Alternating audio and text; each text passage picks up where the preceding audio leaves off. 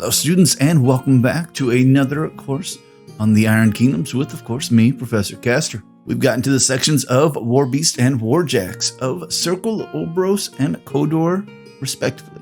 Also, stay tuned at the end of this episode. We're going to be discussing the new Mark IV versions of each of these guys, if they are available to us at this time, as well as seeing what the difference is between their Mark III counterparts. Also, please leave a like at the beginning of this video. It does help with the faculty and administration, aka the YouTube algorithm, as we are all aware. And let's begin. Next up, Warpwolf Stalker, Circle Heavy Warbeast. Warpwolf Stalkers are created from the same fell rites used to spawn feral warpwolves. For reasons not entirely understood, however, these creatures react differently to the elixir that triggers their transformation. Though unquestionably warped by the savage power of the Devourer and the bloodthirsty in the extreme, Stalkers retain a portion of their human intellect and are able to wield weapons even after warping into their bestial forms. With the combination of animal instinct and human faculty, they are particularly effective killers. Some arcanists of the Circle have speculated that those who have become Warpwolf Stalkers were individuals touched by the shadow of the Wilding. Though such individuals lack the spark that would have enabled them to become true Blackclads, their transformation gives them access to a font of the primal power. Rigorously conditioned to suppress a portion of their unnatural fury, Warpwolf Stalkers are shaped as much by their training as they are by their bestial transformation. Only Warpwolves whose mind remain mostly intact when their transformation can undergo such training. As a result, their numbers are few.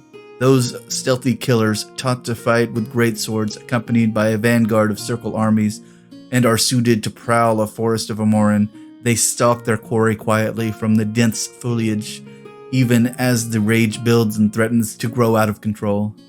At the last possible moment, the Stalkers leap out and slaughter those unsuspecting prey in the berserk rush of liberated frenzy. So not only is it a Warpwolf that has a semblance of human thought, that they're not bred into it, they're given the elixir, they get to remember themselves, but also they're given a giant greatsword, and they get to go berserk because they just let the rage flow through them. Unlike an actual beast, they just berserk out, I guess. And not only that, it looks like they can give themselves the ability to prowl and hide in the shadows, which I don't know if you've ever seen a giant warbeast hide where you can't see them, but that is terrifying. I've gone up against these guys at least once or twice, and you remember a giant warpwolf that carries a huge sword that can cleave men down with one swing. These guys just get better and better. Alrighty, and let's talk about the Mark III to Mark IV changes for the Warpwolf Stalker. They still have controlled warping. Makes sense since they are a warpwolf, that is a standard thing. They still have, in the controlled warping, a ability to give themselves the Berserker ability, the Prowl ability, allowing them to go into stealth while in concealment, and they still have their ability to warp strength. They still have regeneration. They still have a 14 on their claw, and it appears their greatsword has gone up to a POW 17, makes them a little bit more deadly.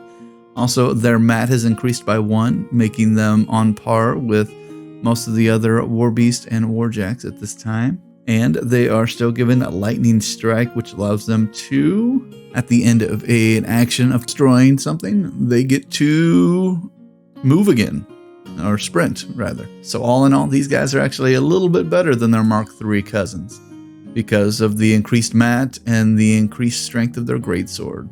Great. Alrighty students, that does it for this particular creature. And if you could, please like, subscribe, comment, let me know how I'm doing. Let me know if you guys like using this particular Warbeast in battle, or if you hate going up against this particular Warbeast in battle, because I know I do.